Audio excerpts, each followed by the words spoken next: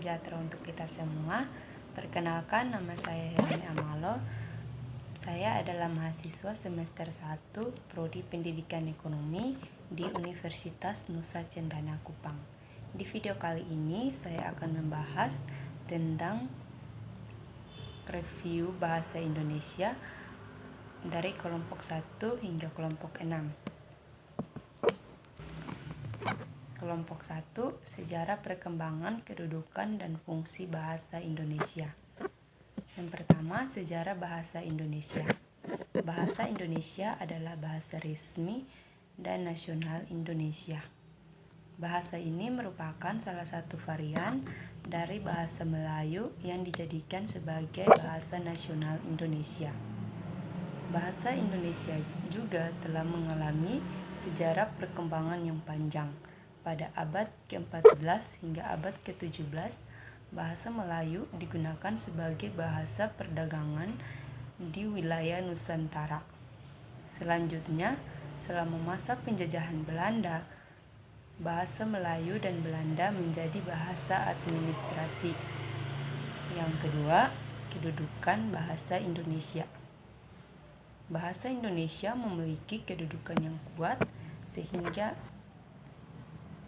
bahasa nasional dan bahasa resmi di Indonesia yang menjadikan bahasa Indonesia sebagai bahasa negara.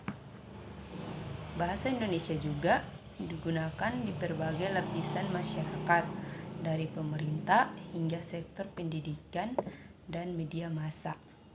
Yang ketiga, fungsi bahasa Indonesia. Fungsi bahasa Indonesia yang pertama, bahasa Indonesia digunakan untuk komunikasi resmi di pemerintah, administrasi, dan peradilan. Yang kedua, bahasa Indonesia menjadi bahasa pengantar sistem pendidikan nasional mulai dari sekolah dasar hingga perguruan tinggi. Dalam kehidupan sehari-hari, bahasa Indonesia digunakan sebagai bahasa komunikasi antar etnis dan berbagai kelompok sosial di Indonesia. Yang terakhir, bahasa Indonesia juga memegang peran penting dalam literatur, seni, dan budaya Indonesia. Kelompok 2, tentang diksi. Yang pertama, definisi diksi. Definisi diksi adalah pemilihan kata dan penggunaan kata yang tepat untuk menyampaikan makna dengan jelas dan tepat. Yang kedua, pentingnya diksi dalam pembelajaran bahasa Indonesia. Diksi sangatlah penting dalam pembelajaran bahasa Indonesia karena dapat mempengaruhi pemahaman dan interpretasi pesan yang disampaikan. Yang ketiga, keterampilan berbahasa yang dikembangkan melalui diksi. Diksi membantu siswa mengembangkan keterampilan berbahasa seperti keterampilan membaca, menulis, dan berbicara. Yang keempat, strategi pembelajaran diksi. Yang keempat, strategi pembelajaran diksi. Beberapa strategi yang dapat digunakan dalam pembelajaran diksi antara lain: yang pertama, membaca dan mempelajari kata-kata baru secara teratur. Yang kedua, berlatih menulis dan memperhatikan pemilihan kata yang tepat. Yang ketiga, berbicara dengan menggunakan kata-kata yang sesuai dan tepat.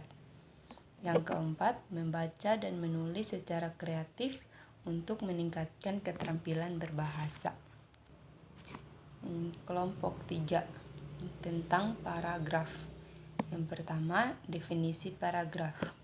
Paragraf adalah rangkaian kalimat yang saling terkait dan membentuk suatu pikiran atau gagasan utama. Yang kedua, fungsi paragraf dalam penulisan. Yang pertama, membantu menyampaikan ide atau gagasan dengan jelas dan teratur.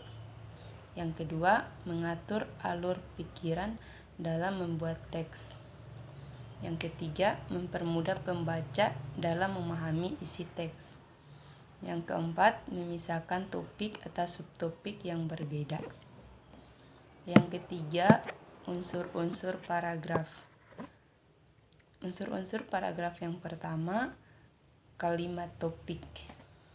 Kalimat pertama paragraf yang mengungkapkan ide utama atau topik paragraf. Yang kedua, kalimat penjelas adalah kalimat-kalimat selanjutnya yang memberikan penjelasan atau dukungan terhadap kalimat topik.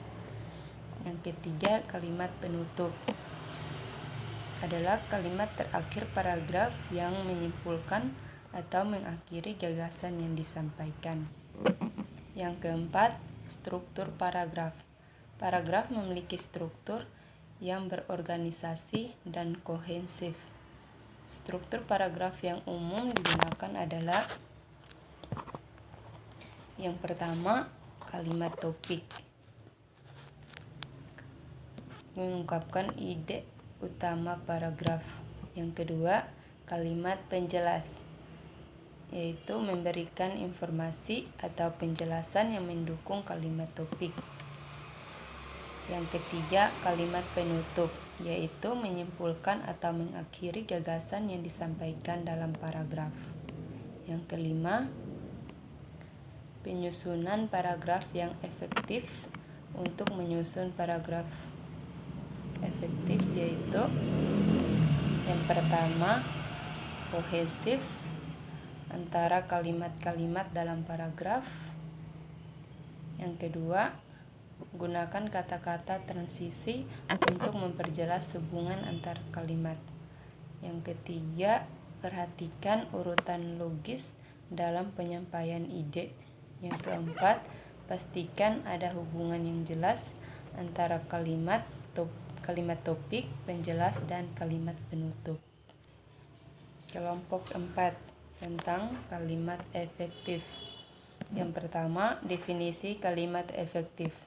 Kalimat efektif adalah kalimat yang terstruktur dengan baik, memiliki makna yang jelas, dan menyampaikan pesan secara tepat dan efisien. Yang kedua, ciri-ciri kalimat efektif.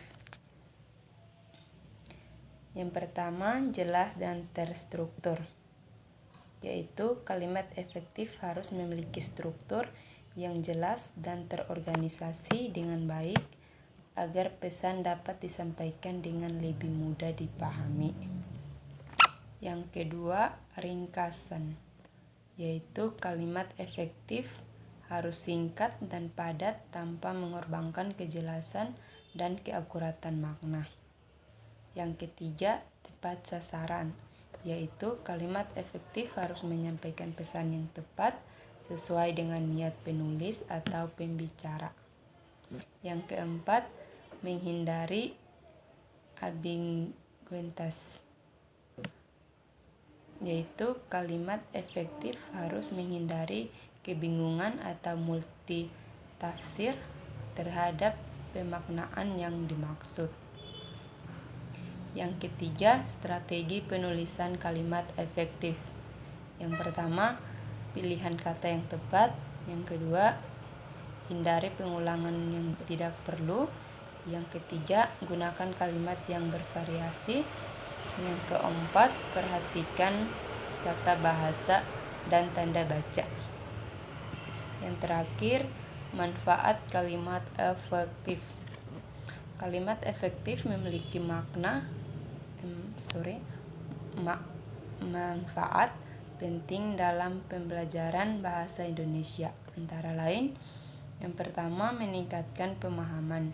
Yang kedua, membantu menyampaikan ide. Yang ketiga, meningkatkan kualitas penulisan. Kelompok 5 tentang ragam bahasa. Yang pertama, definisi ragam bahasa. Ragam bahasa adalah variasi bahasa yang digunakan oleh sekelompok penutur dalam situasi komunikasi tertentu. Yang kedua, ragam baku.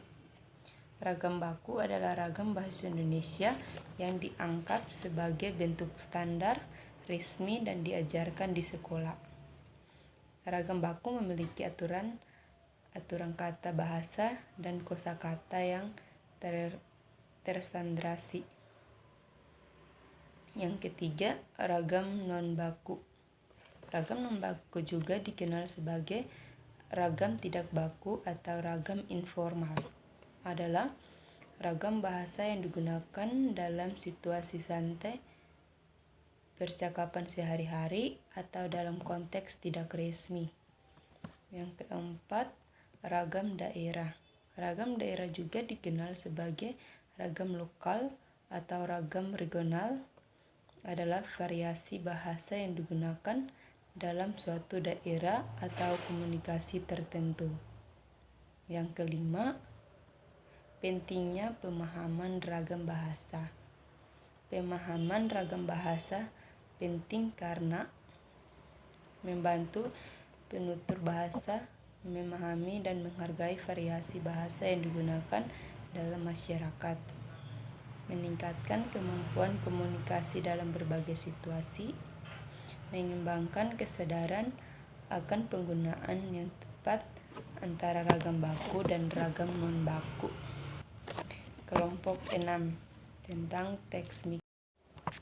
Yang pertama, definisi teks mikro. Teks mikro adalah teks yang terdiri dari satu atau beberapa kalimat